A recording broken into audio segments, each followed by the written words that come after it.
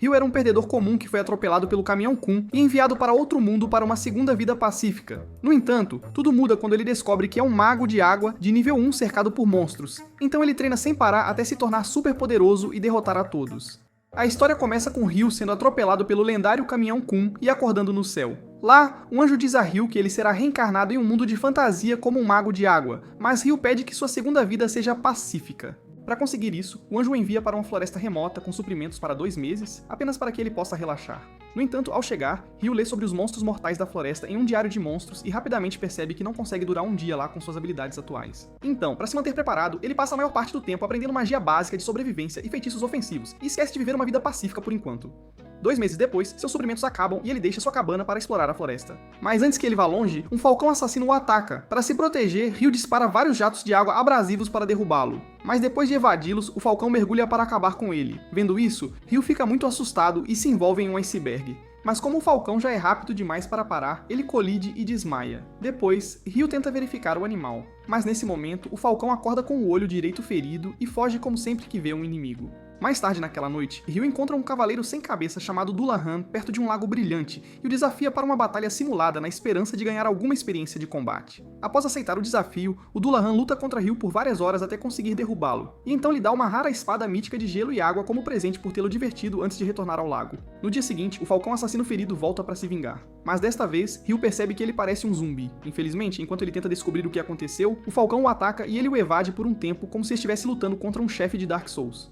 No entanto, quando ele dispara seus jatos de água para contra-atacar, o falcão cancela seu ataque com uma habilidade de negação de magia e lança um ataque mágico de relâmpago em Ryu. Percebendo que sua magia de água não funcionaria, Ryu desvia do ataque de relâmpago, saca a rara espada de gelo e continua a evadir os ataques do falcão para se manter vivo. No entanto, no momento em que o falcão expõe sua barriga, Ryu o apunhala e o deixa cair no chão próximo. Então ele se aproxima do monstro meio morto, agradece por motivá-lo a ficar mais forte e então o finaliza. Alguns dias depois, Ryu passeia até a praia na beira da floresta e encontra vários corpos mortos perto de um naufrágio. Curioso, ele investiga os destroços, mas enquanto faz isso, ouve alguém respirando pesadamente por perto e logo percebe que uma pessoa sobreviveu ao desastre. Após identificar a pessoa como um ruivo, Ryu o pega, o leva de volta para sua cabana e o coloca em sua cama para dormir. Horas depois, quando o rapaz acorda, ele sai da cabana e encontra Ryu, seu salvador, que está estranhamente vestido. Para não ser rude, ele se apresenta como Abel e agradece a Ryu por salvá-lo do naufrágio. Mas assim que estão prestes a começar a conversar, Abel sente fome. Sentindo pena do rapaz, Ryu convida para um delicioso almoço e fala sobre seu estilo de vida patético na cabana. A princípio, Abel sente pena dele, mas quando Ryu lhe mostra suas habilidades de magia de água, ele percebe que Ryu pode ser especial afinal, então ele se cala. Após o almoço, Ryu leva Abel de volta à praia mais uma vez para procurar um item. No entanto, quando chegam lá, Abel vasculha as ruínas por vários minutos e logo percebe que o que quer que estivesse procurando já se foi há muito tempo. Vendo isso, Ryu pergunta qual será seu próximo passo, e Abel diz que terá que visitar a cidade de Lum de Rendezvous com alguns de seus amigos de lá. O único problema agora é que a floresta entre eles e Lum é bem densa. E como Abel não quer se perder ou ser assassinado, ele implora a Ryu para guiá-lo pela floresta para que possa chegar a Lum inteiro. Inicialmente, Ryu está um pouco cético em ajudar o estranho, mas depois de muita persuasão, ele decide passar o resto do dia se preparando para que possam começar a jornada no dia seguinte. E Abel o agradece pela ajuda. Mais tarde naquela noite, Ryu deixa Abel sozinho em sua cabana e faz uma pequena caminhada até o Lago Brilhante para ver o Dullahan. Durante o encontro, ele diz ao Dullahan que estará deixando a floresta por um tempo, e o agradece muito por tê-lo tornado mais forte através de todas as suas batalhas simuladas. Dito isso, Ryu se envolve com o Dullahan em um último treino e luta contra o monstro até se cansar. Logo após lutarem à vontade, o Dullahan caminha até o meio do lago, cria uma capa de mago branca pura e a entrega a Ryu como presente de despedida, que Ryu aceita de todo o coração. No dia seguinte, Ryu veste sua nova roupa, dá uma última olhada em sua cabana na floresta e parte com seu novo amigo, Abel. Não muito depois, a dupla encontra um javali menor que os ataca. Para manter as mãos de Ryu limpas, Abel avança sobre o monstro irritante e o destrói com uma habilidade de combate de espadachim. Surpreso, Ryu pergunta sobre a habilidade de combate e Abel lhe diz que é uma técnica que espadachins como ele usam. Em seguida, a dupla continua sua jornada até anoitecer e eles montam um acampamento. Enquanto continuam sua jornada no dia seguinte, Abel e Ryu avistam alguns homens lagarto no pântano e decidem fazer um desvio para evitar encontrá-los. Infelizmente para eles, antes mesmo de irem longe, Ryu sente os homens lagartos seguindo e informa Abel para se preparar para a batalha. Enquanto Abel luta com sua espada, os homens lagartos atacam e Ryu facilmente os derrota todos sem a ajuda de Abel. Chocado, Abel pergunta a Ryu por que ele consegue lançar múltiplos feitiços com uma única invocação quando deveria ser o contrário, e Ryu diz que talvez ele seja apenas diferente. Após a vitória, a dupla continua sua jornada, e Abel mostra a Ryu um único florim de bronze, que eles geralmente usam no país onde Lum está situada, o reino de Knightly. Curioso, Ryu examina a moeda e faz a Abel algumas perguntas sobre o reino de Knightly, bem como sobre as outras 3 grandes nações nas províncias centrais. Enquanto Abel responde a todas as suas perguntas, eles acidentalmente entram em um ninho de golems de rocha nos campos e são atacados. Por sorte, Abel sente o primeiro ataque furtivo vindo, então ele o despacha facilmente, mas nesse momento o golem de rocha o cerca e continua a atacá-los. Abel tenta fazer um buraco no monstro com sua habilidade de combate, mas o monstro se regenera magicamente e se defende de todos os seus outros ataques. Momentos depois de ver Abel se envergonhar, Ryu cria várias paredes gigantes de gelo em camadas e então as arremessa sobre todos os golems, exceto um. Enquanto está prestes a destruir o golem final, ele avista uma pedra mágica incrustada dentro dele e decide colher a pedra antes de destruí-lo. Algumas horas após a batalha com os golems, Ryu e Abel encontram um monstro Behemoth relaxando na floresta e Ryu sugere que o ataquem. No entanto, como matar um Behemoth está muito acima do nível de seus personagens, Abel aconselha que eles apenas o evitem. Nesse momento, um bando de Wyverns voa em direção ao Behemoth e o ataca com magia de vento, mas para a surpresa dos rapazes, o Behemoth cancela a magia de vento com a habilidade de negação de magia e derrota os Wyverns instantaneamente. Na manhã seguinte, Abel e Ryu encontram um grifo na Cordilheira Nevada e Abel quase se borra de medo puro e inalterado. Por sorte, antes que o grifo os ataque, Ryu o alimenta com carne crua e o monstro voa para longe. Enquanto continuam sua jornada pelas montanhas, Abel lista todos os monstros de alto nível que viram até agora e conclui que deve haver algo errado com aquele lugar. Não muito depois, eles avistam alguns Wyverns se banqueteando com uma carcaça à frente, e Ryu surge com uma estratégia de batalha insana instantaneamente. Depois de explicar as coisas a Abel, ele imobiliza todos os Wyverns que se alimentam da carcaça com lanças de gelo, tornando-os temporariamente imóveis, e então instrui Abel a finalizá-los. Após destruir a primeira onda, outro bando de Wyverns aparece para lutar, mas Ryu os prende ao chão com sua lança de gelo novamente e faz Abel finalizá-los todos. Após a caçada, a dupla colhe as pedras mágicas dos Wyverns e continua sua jornada para Loom. Enquanto continuam a caminhar, Ryu avista uma longa estrada que vai de leste a oeste e conta a Abel sobre ela. Curioso, Abel calcula sua posição por alguns segundos e finalmente percebe que a Cordilheira Nevada que acabaram de cruzar é uma das mais perigosas já conhecidas pelo homem. No entanto, para evitar assustar Ryu, ele muda de assunto e lhe diz que estão quase em Loom, então eles continuam andando. Ao anoitecer, Abel e Ryu se hospedam em uma estalagem para descansar e discutir alquimia, guildas de aventureiros e cartões de guilda enquanto esperam o jantar. Quando o jantar de arroz e curry chegou, Ryu não pôde acreditar em seus olhos porque nunca imaginou que um mundo assim faria algo tão avançado. No entanto, ele devora a comida como um guaxinim faminto e se recolhe cedo para a cama. Na manhã seguinte, Abel e Ryu continuam sua jornada para Loom e conversam sobre comida e magia o dia todo até que a cidade de Loom finalmente aparece no horizonte. Em pouco tempo, Abel leva Ryu aos portões de entrada da cidade e se reencontra com seu amigo e guarda do portão, Nimer. Inicialmente, Nimer pensou ter visto um fantasma, pois temia que Abel já estivesse dormindo no armário de Davy Jones. Mas quando Abel lhe diz que Ryu o salvou, Nimer agradece a Ryu pela ajuda e os deixa entrar na cidade. Enquanto caminham pelas ruas densas de Loom, Abel lhe fala sobre o sistema de classificação da Guilda dos Aventureiros, bem como os benefícios financeiros que podem obter lutando como aventureiros de alto escalão, e então sugere que visitem a guilda primeiro para iniciar o registro de Ryu. No entanto, no momento em que Abel entra no saguão, cada aventureiro o reconhece e se aglomera ao redor dele para ter certeza de que não estão vendo o seu fantasma.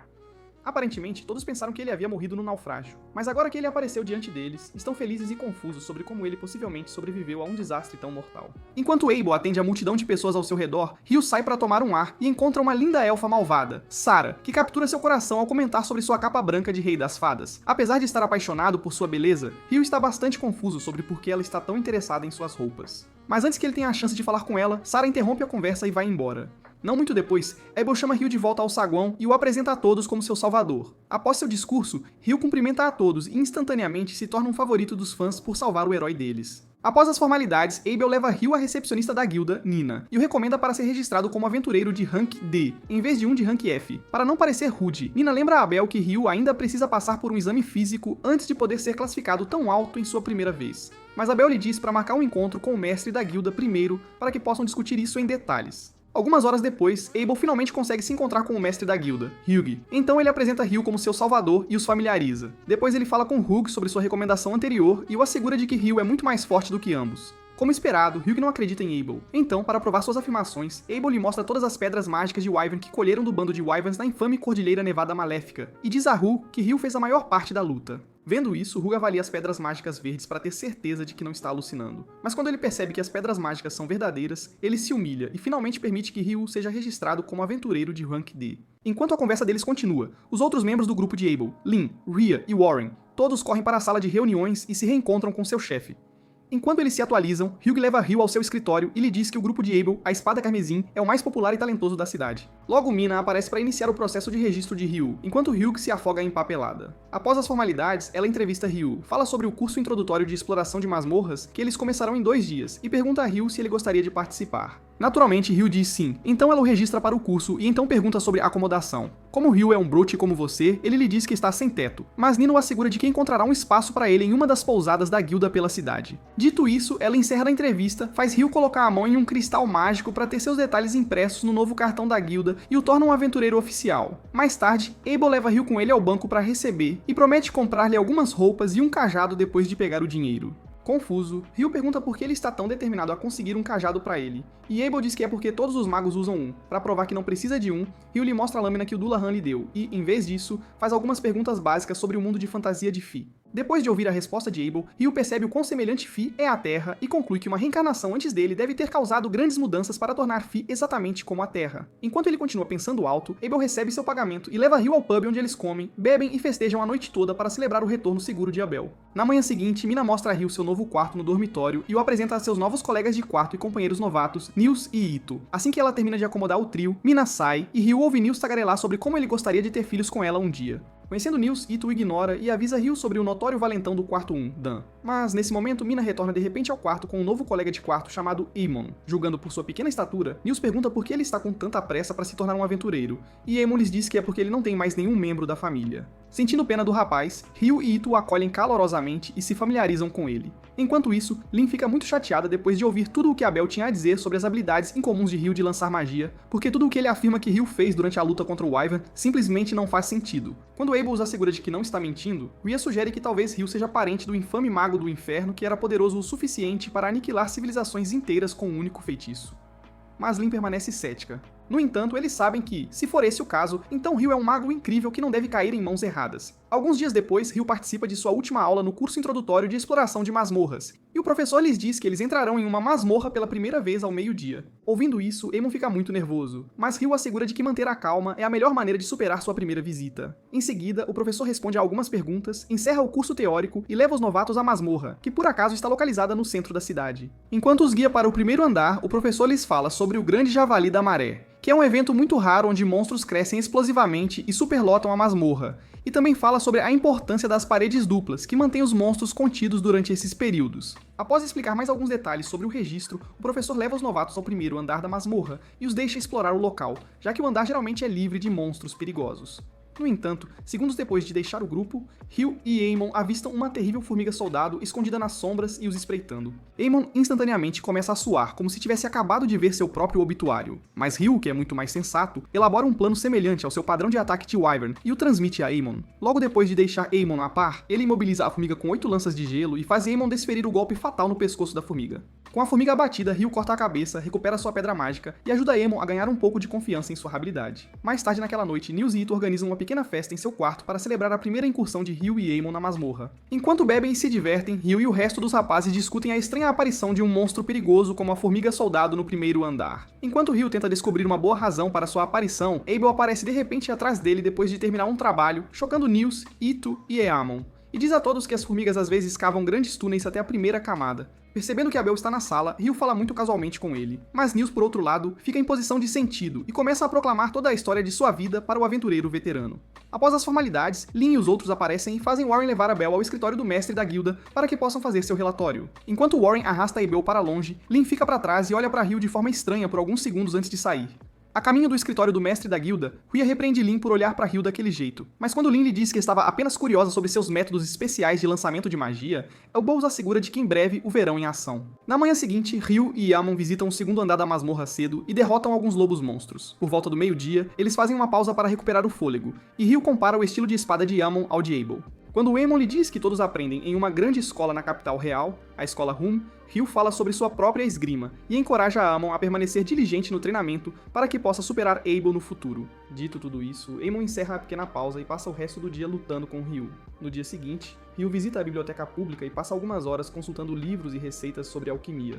Enquanto ele caminha pela fonte mais tarde, toda a cidade de repente escurece e Ryu percebe que um eclipse está acontecendo. Enquanto a lua cobre o sol inteiro, Ryu é atacado por um feitiço de fogo de alto nível, mas graças aos seus sentidos de aranha de nível S, ele ergue múltiplas paredes de gelo para se proteger do fogo e de alguma forma evita ser assado no espeto como um ex kebab. Após o ataque furtivo, uma vilã com chifres demoníacos e curvas de nível Kardashian, Leonor, aparece para festejar com Ryu. Julgando pela intensidade de sua presença, Ryu instantaneamente a identifica como um dos monstros mais perigosos de seu diário de monstros e Akuma, e até considera fugir para viver outro dia. No entanto, antes que isso aconteça, Leonor encerra seu discurso e o banha em um inferno flamejante. Enquanto Ryu bloqueia o ataque dela com suas paredes de gelo, Leonor tenta perfurá-lo no ombro com um ataque mágico de lança de vento. Mas para sua surpresa, a capa de Ryu desvia o ataque de lança e o protege. Vendo isso, Leonor instantaneamente percebe que ataques mágicos serão inúteis contra Ryu, porque ele está recebendo proteção da capa do Rei das Fadas. Então ela saca suas adagas e decide derrubá-lo à moda antiga. Quando o segundo round começa, Ryu também saca sua espada de gelo e choca espadas com Leonor até que ela quase corta sua cabeça. Depois de desviar daquele golpe fatal, ele então a ataca com múltiplas lanças de gelo. Mas Leonor evade todos os golpes e acerta um último ataque em Ryu. Nesse momento, o eclipse lentamente se desvanece, o que significa que Leonor pode perder suas habilidades de luta máximas, mas ela continua lutando contra Ryu mesmo assim.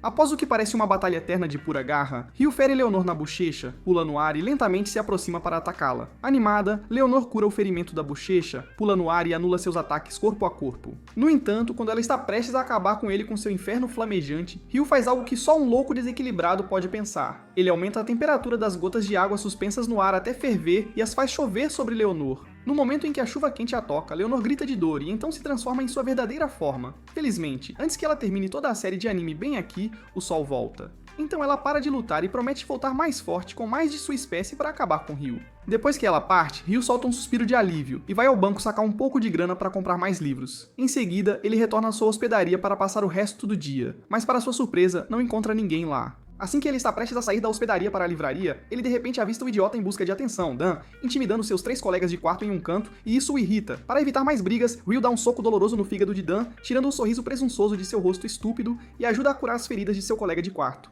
Depois, ele os leva para relaxar no banho público e narra sua luta com Leonor, enquanto Ito, o sacerdote, cura sua contusão no ombro. Quando eles ouvem todas as várias maneiras como Ryu evitou a morte certa pelas mãos de Leonor momentos atrás, todos ficam chocados, mas Ryu os assegura de que não é grande coisa. No dia seguinte, Ito, Aman e Nils visitam o 5º andar da masmorra para lutar contra alguns monstros de nível médio. No entanto, quando chegam lá, avistam um pequeno grupo de arqueiros goblins vagando e lutam até derrotar todos eles. Depois disso, Eto cura suas feridas e Neil sugere que encerrem a visita por hoje. Quando Amon pergunta por que ele está desistindo tão cedo, Neil diz que é porque ele valoriza a segurança deles e os 3 percebem que ele está certo. Então eles arrumam suas coisas e voltam para a superfície. Enquanto isso, Ryu passa o dia em outro lugar, pensando na luta com Leonor no dia anterior e percebendo o quão ferrado ele estaria se eles se enfrentassem novamente.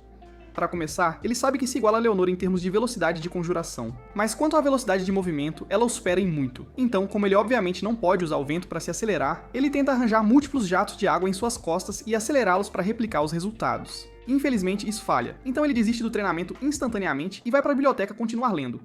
Momentos depois, Ito e os outros 2 meninos aparecem na guilda e apresentam as pedras mágicas de Arqueiro Goblin que colheram para Nina. Por natureza, arqueiros goblins não deveriam estar no 5º andar. Então, a princípio, Nina fica um pouco cética. No entanto, quando ela avalia as pedras e percebe que são verdadeiras, ela corre para cima para informar Hugh e deixa os meninos continuarem o dia.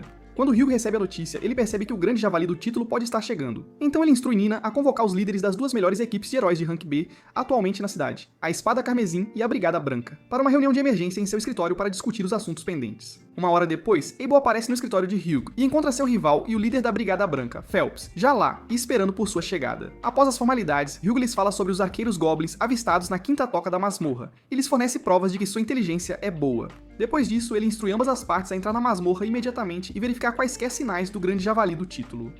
Como já se passaram 10 anos desde o último, há uma grande probabilidade de que outro possa acontecer a qualquer momento. Dito tudo isso, Hugh então paga a cada um de 1 a 100 moedas de ouro adiantado e os informa que já contratou os cavaleiros regionais para montar uma operação conjunta contra os monstros caso suas suspeitas sejam verdadeiras. Então ele comunica o horário do encontro, bem como outros detalhes, e garante que todos concordem em encerrar a reunião. Na manhã seguinte, Ryu se levanta cedo e parte para o lado norte da biblioteca pública para acessar literatura mais perigosa e, se possível, textos proibidos. No entanto, quando ele chega lá, encontra Sarah, a elfa, relaxando ao lado de uma estante e imediatamente para em seu caminho enquanto seu cérebro falha por alguns segundos. Enquanto isso, os membros da Espada Carmesim e da Brigada Branca se reúnem em frente à masmorra para iniciar sua missão do dia. No entanto, quando Hugh está prestes a abrir os portões da masmorra, Abel tem um pressentimento muito ruim e pede a Lynn para escanear a primeira camada com sua sonda de feitiço de vento. Quando ela o faz, avista quase 1000 goblins esperando por eles perto da entrada e informa a todos. Ao ouvir isso, Hugh imediatamente coloca toda a cidade de Lune em estado de alerta e chama todos os cavaleiros regionais para a primeira muralha da masmorra, para que se preparem para os monstros. Enquanto a cidade inteira entra em modo de emergência, Edo, Aman, Nils e alguns outros aventureiros novatos correm para a primeira muralha da masmorra ao ouvir a notícia, para se posicionarem com os outros e aguardar a primeira onda. Por volta da mesma hora, Sarah finalmente se apresenta depois de observar Hugh hiperventilar por minutos e pergunta por que ele está no lado norte tão cedo. Quando Hugh lhe diz que está lá para aprender a criar um golem a partir da alquimia, Sarah fica tão impressionada que se oferece para levá-lo em um tour pela biblioteca até que ele encontre o que procura. Durante o tour, Sarah diz a Hugh que ela é a única membro de sua equipe de aventureiros de rank B, Vento, e então expressa o quão feliz ela está em conhecer alguém tão único quanto Hugh assim.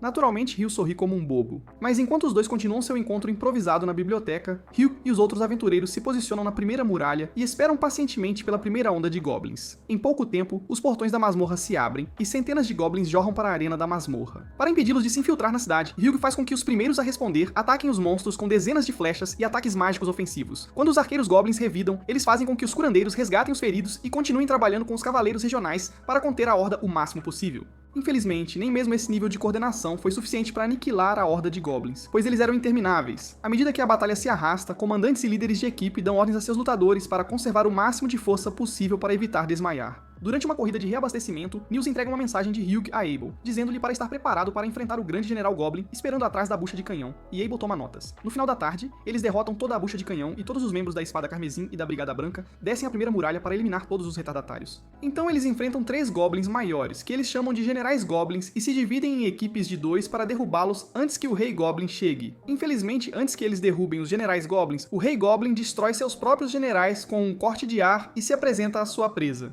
Sem nada a perder, Phelps e Abel atacam o Rei Goblin com suas armas corpo a corpo. No entanto, quando percebem que não conseguem perfurar a armadura do Rei Goblin, Abel ativa sua habilidade de sombra furtiva e usa sua habilidade de combate para cravar sua espada na armadura do Rei Goblin.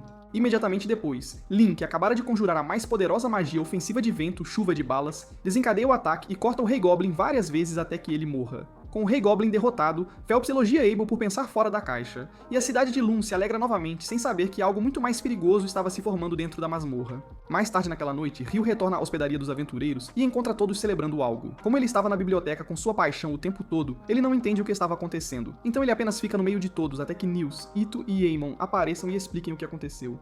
Enquanto continuam falando sobre a batalha, Lynn e Ri se aproximam dele e Lynn o interroga, perguntando sobre seus métodos de encantamento e conjuração de feitiços. Depois que Ri a assegura de que ele pode conjurar um feitiço sem encantamentos, o rosto de Lynn fica paralisado, com uma mistura de medo e choque, e ele vai embora. Na manhã seguinte, Rio encontra seus 3 colegas de quarto desempregados na guilda, já que a masmorra está atualmente fechada por causa da grande maré. Então, para mantê-los ocupados, ele os contrata para ajudá-lo a encontrar minério de cobre mágico em uma mina perto da vila de Rusey para seu experimento de alquimia. A princípio, eles hesitam em aceitar o trabalho, pois minerar minério de cobre é caro. Mas quando Rio se oferece para pagar-lhes 4 peças de ouro por seu trabalho, mais 25 moedas de ouro por cada pedaço de minério de cobre mágico que encontrarem, eles percebem que é um ótimo negócio e aceitam o trabalho. Momentos depois, quando Rio retorna ao seu quarto, ele ouve algumas pessoas discutindo lá embaixo. Então ele espreita pela janela e vê Dan, o valentão, discutindo com um grupo de cavaleiros regionais que tentavam forçar sua companheira a ter encontros noturnos com eles. Felizmente, quando os tolos estão prestes a sair com ela, Dan cria coragem e a arrasta de volta para seu lado. No entanto, quando o líder do grupo tenta atacá-lo,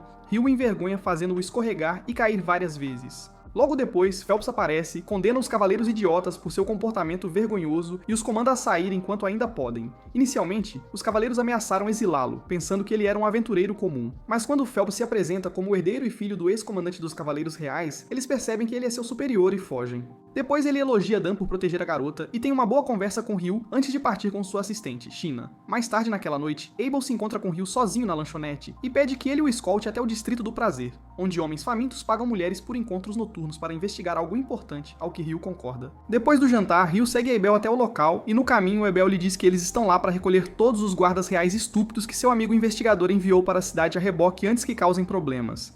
No entanto, enquanto continuam andando pelo distrito, Ryu de repente avista 2 homens suspeitos disfarçados de espiões. Então ele informa Abel e os segue para um beco. Lá, um grande grupo de espiões os ataca de surpresa, pensando que eles baixaram a guarda, mas Ryu facilmente esmaga todos eles e fica um pouco desapontado com a fraqueza deles. Depois de amarrar os espiões, Abel pega uma ferramenta alquímica como evidência, identifica todos eles como aventureiros da capital de uma das 3 nações na província central, Hyndai-Liu, e contata a guarda da cidade para assumir enquanto eles continuam sua missão. Na manhã seguinte, um grupo de pesquisadores da capital real chega a Lum para investigar as consequências do grande javali da maré. Em uma reunião com Hyug, eles exigem que ele abra a masmorra prematuramente e entregue toda a comida e os aventureiros da guilda a eles. Mas Hyug se recusa corajosamente a fazer tal coisa porque reabrir a masmorra logo após o grande javali da maré é muito perigoso, pois não há como saber o que esperar.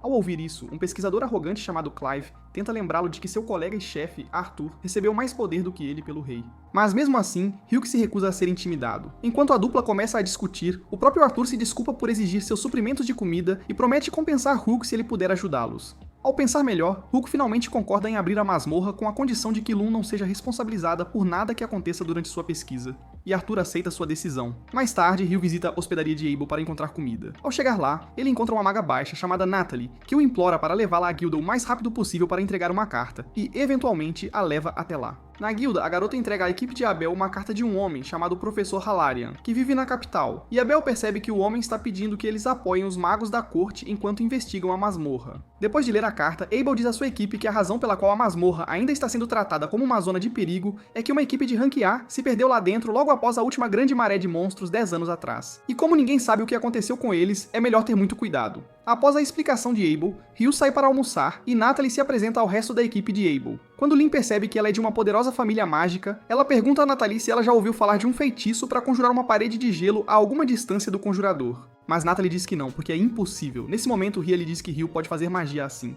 E enquanto Natalie luta para acreditar nisso, Abel avisa seu povo para respeitar Ryu e evitar lutar contra ele sob quaisquer circunstâncias. Na manhã seguinte, Arthur se encontra com a equipe de Abel e lhes fala sobre um dispositivo mágico usado para medir traços de mana, o detector de mana residual que normalmente envia suas leituras de mana para outro dispositivo na superfície para análise. Depois de explicar os truques por trás do manuseio do equipamento, Abel e Arthur conversam sobre a ansiedade social de Abel e iniciam sua descida pela masmorra. 3 dias depois, as equipes de Abel e Arthur descem 7 camadas e não encontram nenhum sinal de monstros em lugar algum. Naturalmente, isso os surpreende, mas em vez de desistir, Clive e sua equipe decidem descer até a 38ª camada, onde acreditam que o grande javali do título começou. Na manhã seguinte, enquanto Hyug informa os demais aventureiros novatos sobre suas próximas missões, Ryu pergunta a ele sobre os tons das pedras mágicas que eram dos monstros no javali, e Hyug lhe diz que eram pálidas. Por volta da mesma hora, Clive e sua equipe de pesquisadores chegam a uma misteriosa entrada escura, suspeita de ser um portal para outro local, e montam a máquina de resíduo de mana de alta tecnologia para medir a saída de mana. Depois de obter resultados decentes, ele instrui os outros a medir a densidade de mana além dos portões. Mas assim que o equipamento deles toca o portão escuro, todos desaparecem. Em menos de um segundo, Abel, Arthur e suas respectivas equipes se encontram em um espaço escuro sem nada e ninguém à vista e decidem investigar este lugar estranho. Enquanto isso, Clive e sua equipe também são teleportados para outro local dentro do mesmo espaço. No entanto, quando avistam mais de uma dúzia de silhuetas os espreitando na escuridão, Clive coloca sua equipe em alerta máximo e os faz examinar os arredores para a proteção. A julgar pelo que aconteceu até agora, Clive tem certeza de que este misterioso portal de teletransporte é a fonte da recente grande maré de monstros, mas ele planeja egoisticamente roubar todo o crédito por essa descoberta para que possa obter algum reconhecimento e realizar seu sonho de se tornar o chefe de departamento. Por volta da mesma hora, Natalie e o resto do grupo, que monitora a saída de mana da superfície da masmorra, notam flutuações de mana muito sutis vindo do detector de mana residual que os pesquisadores têm lá embaixo, e rapidamente analisam o sinal para ser do 40º andar. Enquanto eles lutam para entender isso, um organizador de pesquisa da Faculdade de Magia, Christopher, aparece e lhes diz que um grupo de aventureiros que ele acabara de contratar para descer a masmorra simplesmente desapareceu bem diante de seus olhos. Ele então lhes pergunta se houve outros desaparecimentos estranhos ultimamente. E os colegas de Natalie não apenas o asseguram de que sim, mas também acrescentam que todos podem estar no 40º andar.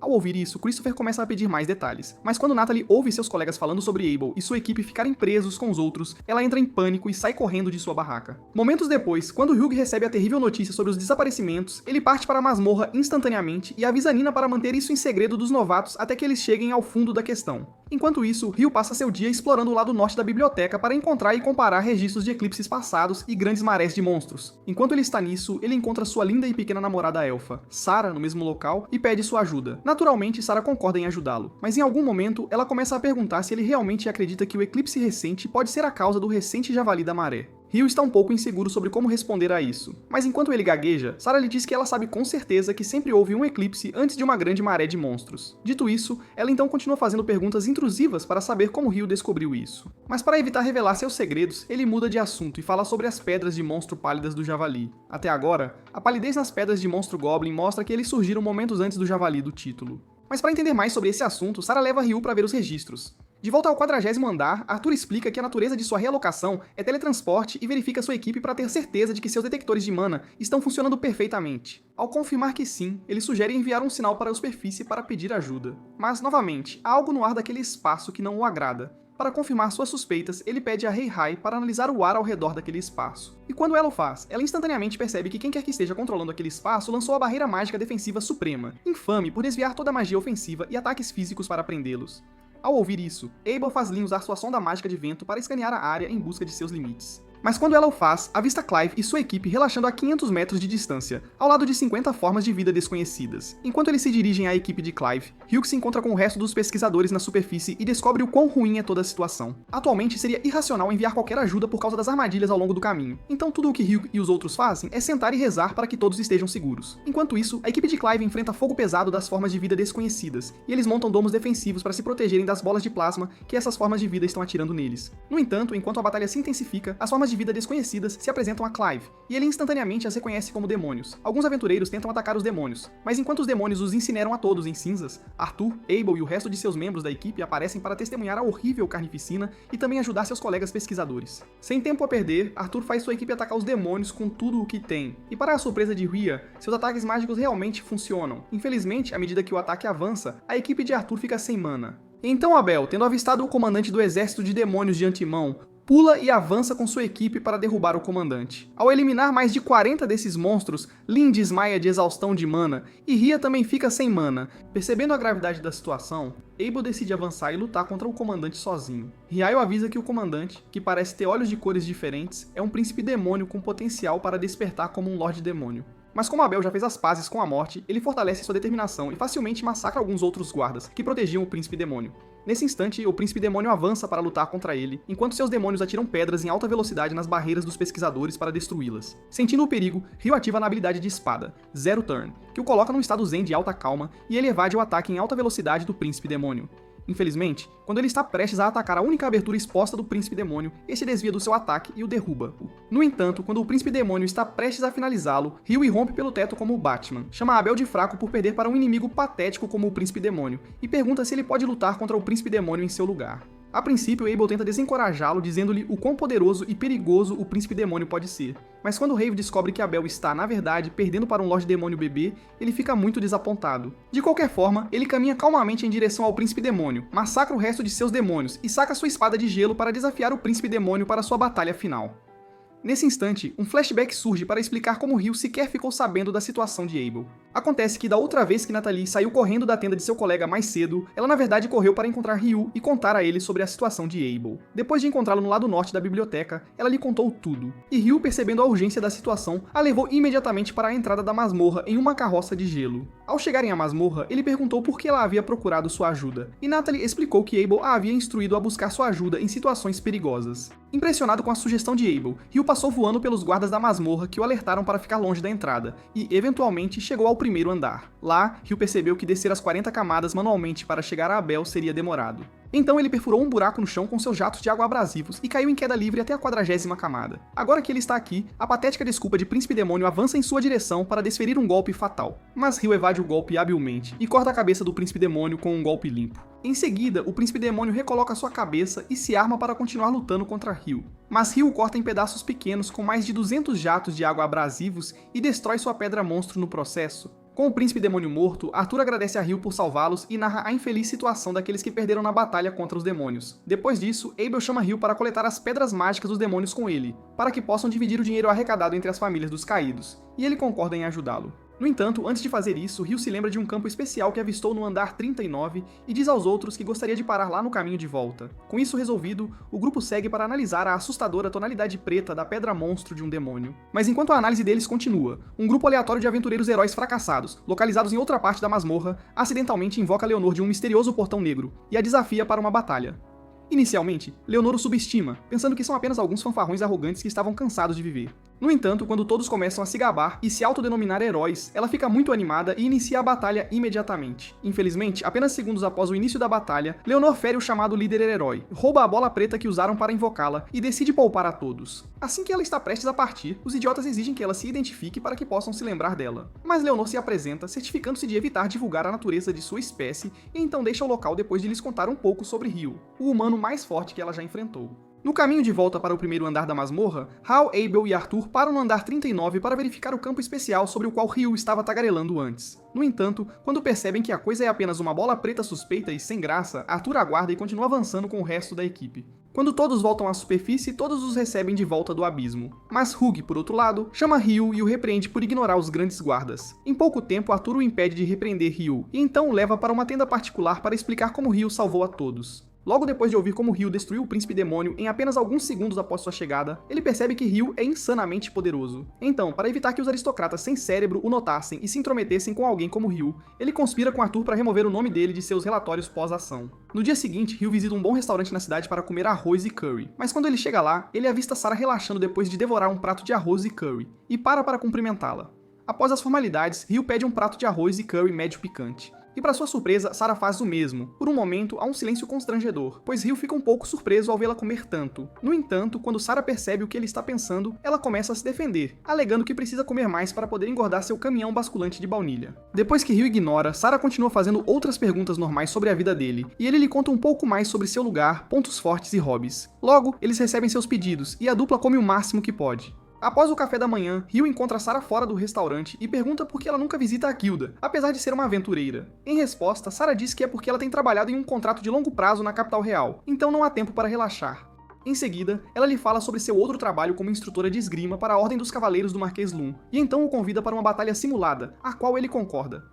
Momentos depois, Sarah e Ryu aparecem na arena de treinamento e se encaram para sua batalha simulada. No momento em que ela inicia a batalha, Sarah avança em Ryu em super velocidade para ganhar a vantagem, mas para sua surpresa, Ryu iguala sua velocidade e desvia do seu primeiro golpe. Após algumas curtas explosões de poder e golpes, Sarah pausa a batalha e elogia Ryu por realmente desviar de um golpe dela, já que poucas pessoas conseguem fazer isso na primeira tentativa. Dito tudo isso, ela então decide levar a batalha a sério, e assim na segunda rodada, ela se torna tão rápida com seus ataques que acaba cortando acidentalmente a espada de Ryu ao meio, encerrando a batalha simulada. Apesar de ser a vencedora da batalha, Sarah expressa sua alegria ao ver Ryu lutar contra ela com tanta graça. Ela conversa e brinca por toda a arena como uma garota da geração Alpha, que acabou de ganhar um ano de doces e brain rot, e continua elogiando Ryu, especialmente quando descobre que ele foi treinado pelo Rei das Fadas ou pelo Dullahan. No entanto, enquanto ela lentamente começa a levar a conversa a sério, sua assistente Rialita aparece e a lembra que é hora de ela ensinar esgrima ao neto do Marquês. Decepcionada, Sarah diz a Rialita para cuidar bem de sua pessoa especial, Ryu, e então parte para sua próxima aula. Alguns minutos depois, enquanto Rilida guia Ryu para fora de um portão,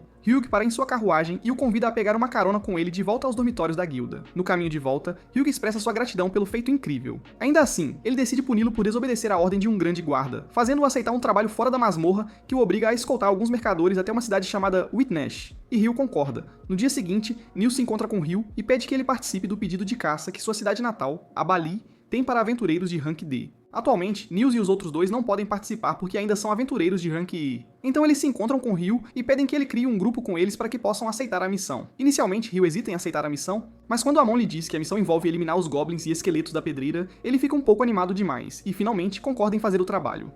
Pouco depois, Ryu e seus colegas de quarto se encontram com Hu e discutem sobre aceitar o trabalho em Abali. Para fazê-los entender os perigos deste trabalho, Hu lhes diz que as duas equipes de aventureiros que Lum enviou para realizar a tarefa, uma de rank I e outra de rank D, foram incapazes de concluir a missão. Enquanto a de rank I voltou com várias lesões, a equipe de rank D alegou que a hostilidade dos aldeões foi o que os fez falhar na missão. Então, em outras palavras, não há como saber o que esperar. Nils acha isso difícil de acreditar porque sabe que sua aldeia é gentil com os forasteiros, mas ainda assim, ele aconselha cautela. Algumas horas depois, Ryu e seus colegas de quarto chegam à casa de Nils em Abali, e Nils apresenta seus amigos ao prefeito da aldeia, Bulan. Após a conversa fiada, Nils pergunta a Bulan sobre o que a segunda equipe de rank D disse sobre a aldeia não cooperar. E Bulan explica que, depois de avistar goblins e esqueletos nas florestas do sul e do leste, respectivamente, eles fizeram o pedido para caçar ambos. No entanto, quando a primeira equipe chegou, eles levaram o derramamento de sangue longe demais para as florestas do leste, o que é um tabu em seus costumes, e então eles se certificaram de afastar tanto a primeira quanto a segunda equipe antes que fizessem a mesma coisa. Neste ponto, Nils percebe os olhares ares de confusão nos rostos de seus colegas de quarto. Mas como ele não pode simplesmente revelar os segredos da aldeia sem a aprovação do conselho, ele os incentiva a relaxar para que possa buscar permissão.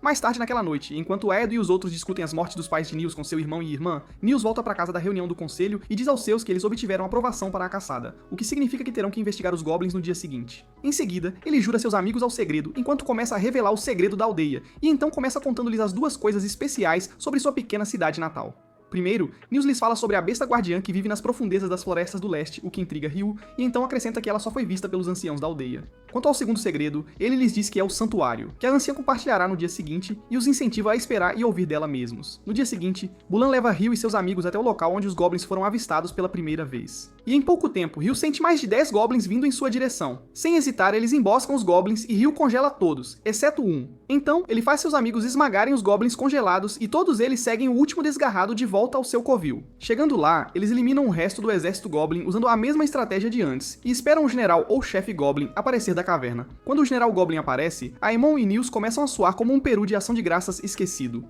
Mas antes que o general os prejudique, Ryu o prende e deixa Nils matá-lo. Depois disso, eles escolhem a pedra monstro e Bulin leva Ryu e seus amigos à conselheira da aldeia, Nasu. Após as formalidades, Nasu os guia, os 5, pela densa floresta oriental para chegar à área de habitação do guardião bestial da aldeia. Mas no caminho, ela lhes conta tudo sobre as deusas da terra e da luz, bem como seus métodos de conjuração de feitiços, que por acaso eram estranhamente semelhantes aos de Ryu.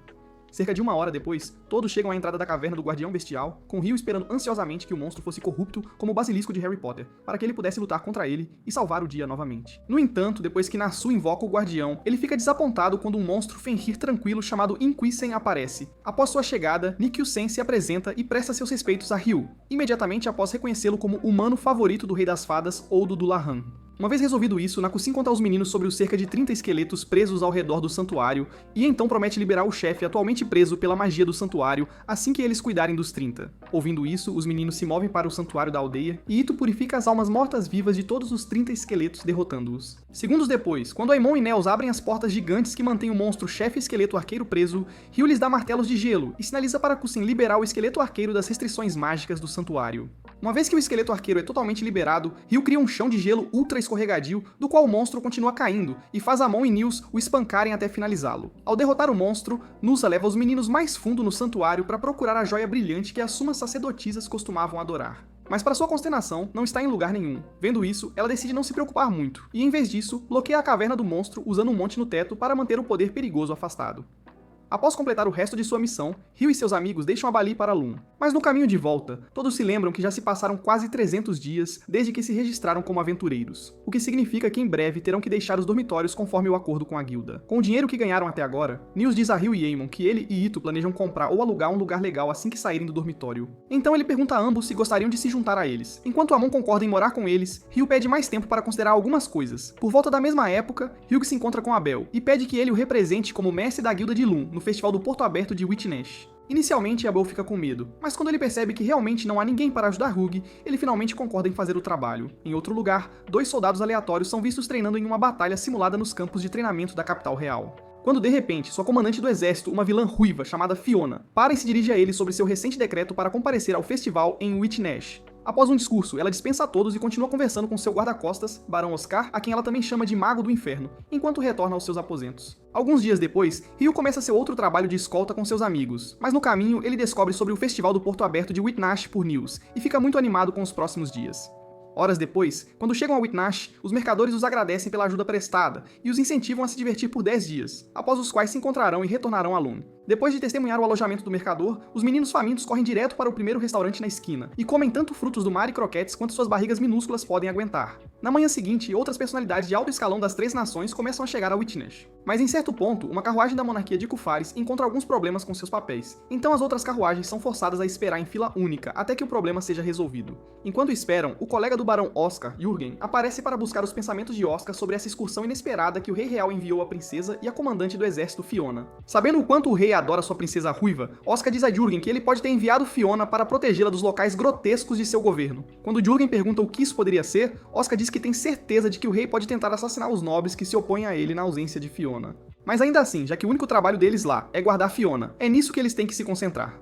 Ao anoitecer, Witnash realiza um baile para os oficiais de alto escalão das nações ao redor, e o irmão mais velho de Fiona, Conrad, que também é o terceiro príncipe do Império de Burri, honra o evento com sua nobreza. Conforme o evento avança, Conrad percebe sua irmãzinha entediada, então ele lhe dá a chance de se retirar mais cedo, e ela aceita. Ao retornar aos seus aposentos, ela reclama do tédio insano que sentiu lá para sua assistente, Marie, e diz a ela que é mais adequada para ser uma comandante e um talento mágico do que ser a princesa que todos querem que ela seja. No dia seguinte, o festival de Bitternash começa para valer e Hugh e seus amigos avistam Abel sentado nervosamente ao lado da princesa Fiona. Inicialmente, eles realmente não acharam que aquela pessoa fosse o verdadeiro Abel, mas quando Lynn e o resto do grupo Carmesim aparecem, eles finalmente percebem que é realmente Abel. Após a conversa fiada, Lynn sente a espessa barreira de vento cercando e protegendo-os de alto escalão em seus assentos e pensa: os organizadores devem estar usando o famoso tesouro de Witness para projetar a barreira. Em seguida, Lynn e Rhea continuam falando sobre o tenente e guarda-costas de Fiona, o infame mago do inferno, e eles recontam todas as coisas aterrorizantes que Oscar fez ao longo dos anos. Hugh fica um pouco animado para conhecer essa pessoa, mas as garotas o avisam para ter muito cuidado com o cara e vão embora após a conversa. Depois, Hugh esbarra acidentalmente em Oscar enquanto ele se vira para sair. Mas felizmente, ninguém cai e ambos pedem desculpas um ao outro pelo erro. Embora Oscar perceba a reação insanamente rápida de Hugh durante o esbarrão, ele permanece em silêncio e, em vez disso, continua comprando o almoço de Fiona com Jürgen. Após as compras, Oscar retorna aos aposentos de Fiona com Jürgen, esquenta a comida e deixa a princesa se servir.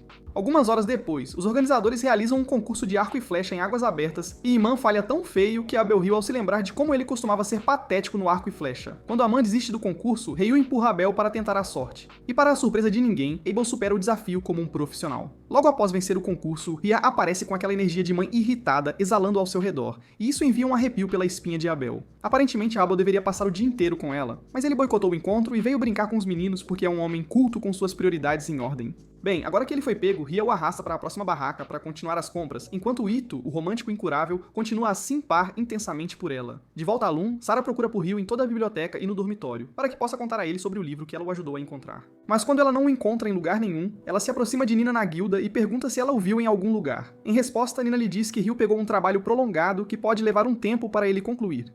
E Sarah fica muito triste porque Ryu não apenas não a informou sobre seu trabalho, mas agora ela não o verá até depois de uma semana ou mais. Enquanto ela continua seu dia, Ryu e Edo se juntam à plateia, enquanto a próxima sessão do festival, a corrida de caiaque, começa com Nils e Amon participando. Em certo ponto da corrida, Dan, que por acaso é um dos participantes, entra em uma briga com Nils, e eles acabam brigando tão feio que são desqualificados de toda a corrida. Assim que a corrida termina, Hugh chega ao festival e discute com os meninos que estavam ocupados observando um navio caro e de alta tecnologia. Após a discussão com Hugh, Eda vai até a armaria e verifica algumas bestas até encontrar uma automática e a compra. Mais tarde naquela noite, Abel se encontra com o príncipe Conrad e sua irmã, a princesa Fiona, do Império de Burri, numa festa no jardim, tudo sob a proteção da barreira de vento. Contudo, enquanto aproveitam a noite, um grupo de assassinos corta secretamente o suprimento de mana do tesouro na sala de combustível, desativando a barreira de vento temporariamente, e lançando um ataque aberto contra os oficiais de alto escalão que estão no hotel. Imediatamente, o ataque começa. Fiona nota algo estranho acontecendo no jardim, mas, nesse instante, uma grande explosão acontece e o lugar todo é jogado no caos. Enquanto os primeiros socorros trabalham para conter os danos, um flashback surge para contar a história de Oscar.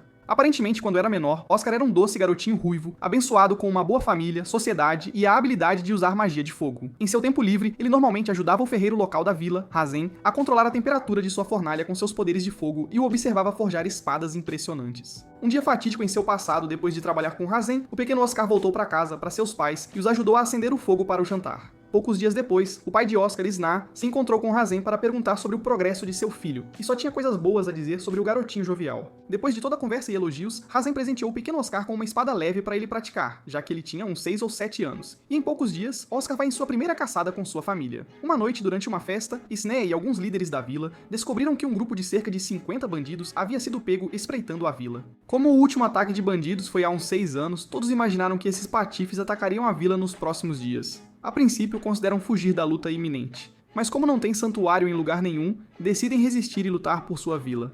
Poucos dias depois, quando os bandidos realmente aparecem, os arqueiros da vila derrubam alguns deles. Mas quando os idiotas sem cérebro rompem a primeira barreira, os aldeões mudam para a luta de espadas. Isney envia seu garotinho para a casa de Hazen para mantê-lo seguro. Logo, um bandido feio chamado Boskin pula o muro e leva o resto de seus homens para dentro dos muros da vila. Quando ele chega à casa de Hazen, Boskin mata a mãe de Oscar bem na frente do pequeno Oscar e brinca com o pequeno Oscar irritado como um louco desequilibrado, especialmente quando Oscar o ataca. Contudo, quando ele está prestes a acabar com o pobre garoto, Sna aparece e o enfrenta da melhor maneira que pode. Ao lutar com ele por alguns segundos, Boskin o derrota facilmente, tornando Oscar órfão em apenas uma noite. Após sua luta com Sney, Boskin faz um movimento para acabar com Oscar também. Mas antes que isso aconteça, seu colega, Poach, aparece e o incita a recuar por enquanto, já que a matilha de lobos monstruosa na floresta está vindo para se banquetear com os corpos. Depois que eles partem, os lobos chegam à vila e se banqueteiam com os feridos e falecidos. Mas Razen corre para sua casa apenas para ver o pobre pequeno Oscar em meio aos corpos de seus pais. Ele tenta animar Oscar para que possam escapar rapidamente. Mas infelizmente já é tarde demais, pois uma matilha menor de lobos aparece na entrada para pegar seu prêmio. Apesar de estar apavorado, Razen faz uma cara de corajoso e diz a Oscar para correr para o rio, para que ele possa ficar para trás e lutar contra os lobos. Contudo, depois de correr por sua vida, Oscar cai no rio e é levado para outro estado. Na próxima vez que o pequeno Oscar abre os olhos, ele se encontra em uma cama macia numa mansão em outra vila, com o proprietário Luke, sentado calmamente ao seu lado. Naturalmente, Oscar fica um pouco inquieto, mas Luke o assegura de que ele está bem e lhe diz que entende que ele passou por muita coisa. Oscar começa a chorar e conta a Luke sobre o ataque dos bandidos, mas Luke, compreendendo sua situação, promete tratar Oscar como o filho que nunca teve e ensiná-lo o caminho da espada. Infelizmente, apenas algumas semanas depois que ele chegou, o inútil Boskin e seus bandidos atacaram a mansão e assassinaram cada pessoa lá, incluindo Luke. Naquela noite, Oscar voltou do treinamento e atacou Boskin quando descobriu o que ele havia feito. Mas como ele ainda não era forte o suficiente, Boskin o esfaqueou e o deixou para morrer. Na manhã seguinte, Oscar, que ainda sangrava por todo o corpo, se levantou e caminhou mais para dentro da floresta com seus cabelos carmesim, agora prateados, encerrando um flashback sobre sua história. Enquanto a cena volta ao presente, o Oscar atual é visto relaxando com seus colegas Jürgen e Marie, em uma loja aleatória longe da festa no jardim, no momento em que a explosão acontece. Após a explosão, Fiona tenta escanear a área em busca dos culpados. Mas quando ela encontra Conrad ferido, ela ergue uma barreira ao redor deles e fornece magia de cura de primeiros socorros. Assim que Conrad acorda, Fiona o leva para um gazebo próximo para protegê-lo de ataques inimigos perdidos. Contudo, quando chegam lá, Conrad diz à irmã para contatar seu guarda-costas, Oscar, mesmo que isso exponha seu esconderijo. E Fiona envia o sinal mágico de 5 orbes vermelhos para o céu. Segundos depois, Oscar avista o sinal no céu e corre direto para a festa no jardim para ajudar sua chefe. Infelizmente, antes que ele chegue lá, os assassinos localizam sua posição e o cercam para um ataque. Sem nada a perder, Conrad e sua irmã fazem o possível para derrubar os inimigos menores. Mas em meio à luta, Conrad ouve alguém mais cantando o encantamento para a chuva de balas, o feitiço de vento mais forte e rapidamente diz à irmã para erguer a barreira defensiva mais forte, o quadrado do santuário. Quando ela o faz, o mago assassino libera o ataque, e para a sorte deles, sobreviveram à morte certa. Tristemente, logo após o primeiro ataque mágico ser lançado, eles ouvem outro mago cantando outro encantamento para um feitiço de fogo mais forte e muito mais poderoso. No momento em que o mago termina de cantar o encantamento, Fiona percebe que o cara está tentando derreter o chão sob eles para causar uma explosão vulcânica. Então, sem tempo a perder, ela se cerca em uma barreira de defesa mágica, empurra Conrad para fora do caminho e é arremessada para longe. Oscar, que acabara de chegar, quase engasga com a própria saliva quando avista sua chefe flutuando a quilômetros de altura acima dele, enquanto ela é arremessada em direção ao oceano. Recusando-se a deixá-la morrer, ele vai atrás dela, esperando salvá-la antes que ela atinja o chão. Para a sorte de Fiona, quando aquela explosão vulcânica aconteceu, Nils, Amon e Ito estavam na praia onde ela cairia, pescando alguns mini-krakens. Assim que avistam Fiona no ar, caindo em sua direção, Nils toma coragem e pega a princesa antes que ela atinja o chão, salvando-a. Nesse instante, os assassinos que seguiram Fiona os rastrearam até a praia, mas Amin e Itok os derrubam facilmente e enfrentam a próxima pessoa que vem pela princesa, Oscar. Naquele momento, Oscar não sabia que o trio estava do seu lado, então ele os confundiu com o inimigo e exigiu que entregassem a princesa ou morressem. Claramente, Amin e seus colegas podem ver que Oscar está com alguns parafusos soltos, então eles rejeitam suas exigências e decidem proteger a princesa a todo custo. Vendo isso, Oscar dispara tiros de advertência nos 3 garotos para que saibam que ele está falando sério. Ito bloqueia os primeiros tiros com seu escudo de santuário, mas quando ele fica sem mana e desmaia, algumas balas de fogo passam por sua defesa e os ferem. Felizmente, quando Oscar está prestes a acabar com eles com seu último ataque, Rei-Yu aparece e defende o último tiro com uma parede de gelo. Depois disso, ele então avista os ferimentos que Oscar infligiu em seus amigos antes e exige uma explicação de Oscar. A princípio, Oscar o descarta como apenas mais uma engrenagem na máquina que não sabe o que está fazendo. Mas quando Ryu deflete com precisão mais alguns de seus ataques de fogo de alto nível, ele lentamente percebe que pode estar em apuros. Ao sobreviver à primeira onda de ataques de Oscar, Ryu muda de tática e o ataca com múltiplas lanças de gelo de todas as direções. Mas Oscar se cerca em um tornado de fogo e derrete todos eles. Depois disso, Ryu então se suspende no ar, cria um escorregador de gelo e desliza pelo escorregador para desferir um ataque em Oscar com sua espada especializada. Sentindo o perigo, Oscar imediatamente saca sua espada de fogo e deflete o ataque corpo a corpo aéreo de Ryu. Então, ambos os magos invocam seus elementos e se preparam para lutar a batalha de suas vidas. Felizmente, antes que acabem destruindo o mundo inteiro, Abel aparece e implora aos 2 idiotas para pararem com sua loucura. A princípio, Ryu se recusa a recuar por causa dos ferimentos de seu amigo, mas quando Abel identifica o idiota raivoso de cabelos prateados como Oscar, ele se apresenta como o mestre interino da guilda de Lun e explica toda a situação para ele. Apesar disso, Ryu ainda provoca Oscar por ser um idiota. E Oscar, sempre um desastre emocional, ataca Ryu cegamente novamente. Depois de defender seus ataques insignificantes, Ryu pergunta a Abel novamente se ele agora tem permissão para acabar com Oscar. Mas Abel o proíbe veementemente de fazer algo assim, porque assassinar alguém como Oscar seria um incidente internacional que poderia levar a uma guerra entre nações. Como Abel não pode deixar isso acontecer, ele se coloca entre os dois, repreende Oscar por abandonar seus deveres e lutar como um pirralho imaturo, e então implora a Ryu para recuar pelo bem de todos eles. Inicialmente, Ryu se recusa a recuar, mas depois de ver a determinação de Abel para impedir que a batalha aconteça, ele finalmente para de lutar e deixa um Oscar muito chocado. Na manhã seguinte, o festival de Witness termina, e Ito quase teve um ataque quando descobriu que Ria curou suas feridas enquanto ele estava desmaiado. Agora que todos estão se sentindo melhor, Abel se encontra com Ryu e seus amigos para discutir as consequências de tudo o que aconteceu na noite anterior. Como recompensa por salvar a princesa dos danos da queda na noite anterior, Abel diz aos três Brokes, Nils, Ito e Aman, que Fiona lhes dará algum dinheiro. Mas quanto a Oscar, a quem Ryu chama de mago de fogo comum, ele diz que o idiota assumiu a responsabilidade por sua estupidez e pediu desculpas.